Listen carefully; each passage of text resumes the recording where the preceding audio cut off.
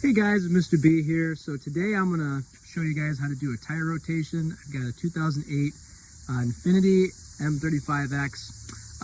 Tire rotations are one of those things where pretty much every vehicle, literally every vehicle needs them. They're recommended every 6,000 miles. Their tire rotations are done to prevent irregular tire wear. This vehicle does need a tire rotation. It's due for one. It's at about that 6,000 mile mark, and the tires are worn down to where I would recommend doing a tire rotation. So I'm going to go ahead and show you guys how to do that. The gist of a tire rotation is you take the front wheels and you put them on the back, and the back wheels go to the front. There's different methods to do it. There's different patterns you can use. You can crisscross them. You can just go back to front, front to back on both sides. Some people take the rear wheels, put them on the front, crisscross the fronts to the back. There's a whole bunch of different patterns you can use.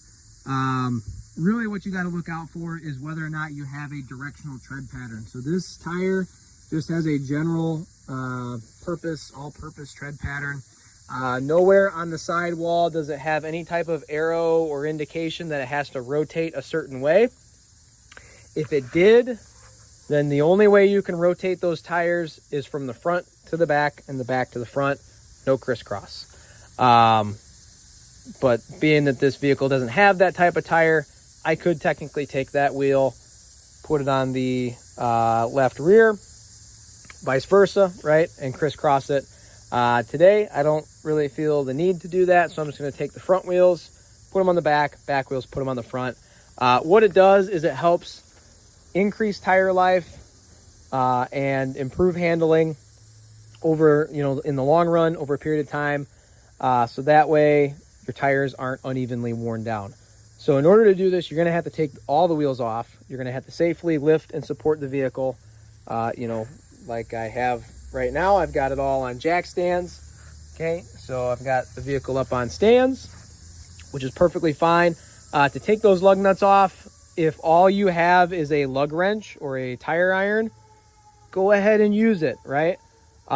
Just be mindful of when you're tightening the lug nuts back down that they are tight, because you don't want to leave them loose. So the way I'm going to do it today is I'm going to use the right tools. I'm going to use the torque wrench. I've got my torque wrench here. I'll show you guys how to use that a little bit later when I tighten the lug nuts. I also have a torque stick for my impact gun. I'm going to go ahead and take the lug nuts off using my impact gun.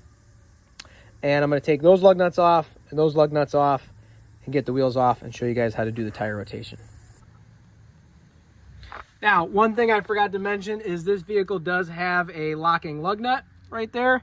So you're going to have to find the key for that locking lug nut in order to remove that lug nut.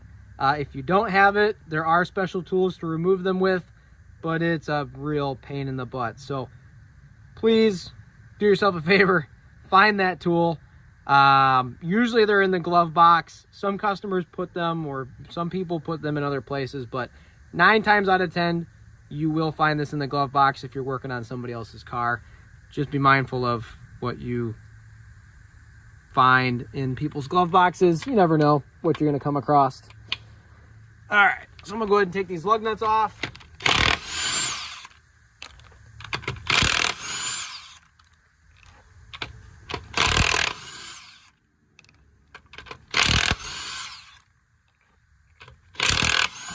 Hey, and the wheel came right off. Perfect. Now, if this wheel doesn't come off right away, sometimes you might have to kick it, okay, with your foot. The other thing you might have to do too is you might need to get a big rubber mallet, a dead blow preferably, and hit the wheel from the back side with a hammer. You just gotta be careful not to bend the rim or break the rim or the tire. Usually kicking it works, but sometimes, like I said, you gotta hit it with a hammer from the back side. But I got lucky on this one. The wheel just popped right off. We'll go ahead and take that off, set it off to the side, and go ahead and go over to the other wheel and do the same thing.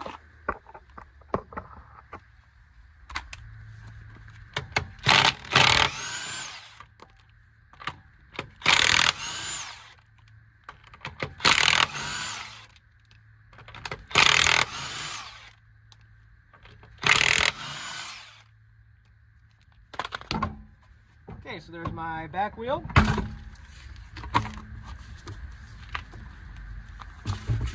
So then what I'm going to do is I'm going to take that front wheel, put it on the back, and that back wheel, put it on the front to rotate those tires to a new location. And I'm going to do the same thing on the other side of the vehicle. Before I'm done, I'm just using this to demonstrate how to do it. So as long as you know how to do it on this side, you certainly can figure out how to do it on the other side. So all right, so to finish up this tire rotation, I'm gonna go ahead and show you guys how to do it on the other side of the vehicle now. There's a couple of ways you can tighten your lug nuts. Well, I guess there's 3 ways. One would be with a tire iron or a lug wrench if that's all you have. I don't like to do that, especially on customers' vehicles or other people's vehicles, because I don't want that liability. Anytime I tighten lug nuts, I go ahead and torque them. So on my impact gun, I have a torque stick right here. The torque stick is rated for 80 foot-pounds, which is the torque spec for the lug nuts on this vehicle. And the end of it's a 21 millimeters, so it fits the lug nuts. What this does is it limits the gun, the impact gun, from over tightening those lug nuts, and it's designed to allow those lug nuts to be tightened to only 80 foot-pounds. On the other wheel, I'll go ahead and show you guys how to use the torque wrench. And you know, you can use the torque stick if you want to, you can use the torque wrench if you want to. Some people say not to use torque sticks. I've never had problems with them. But either way, whichever method you use, you always want to make sure that you go in a star pattern when you are tightening up those lug nuts. So I'm gonna go ahead and grab the rear wheel, put it on the front, and get those lug nuts tightened. When you're going to put the wheel on, sometimes it's a little tricky, especially when you're working with heavier wheels. So what I like to do sometimes, if I can, is either put a bar underneath the wheel and lift up, or I just use my foot. So I can roll the wheel up on my foot and kind of use my foot and my arms to lift the wheel up and get it lined up with those studs. Okay, so now that it's lined up with those studs, go ahead and put my lug nuts on. I'll start them by hand.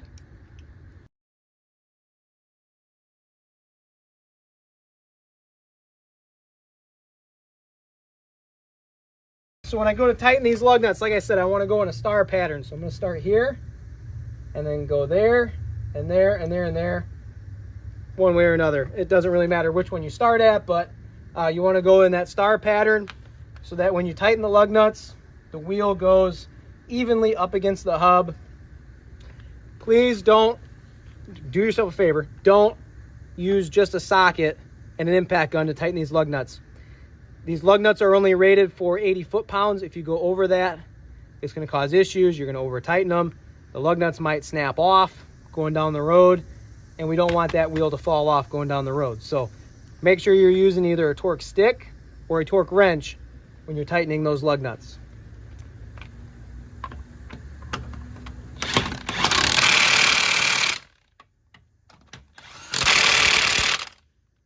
Now I'm going to use my wheel lock for this one.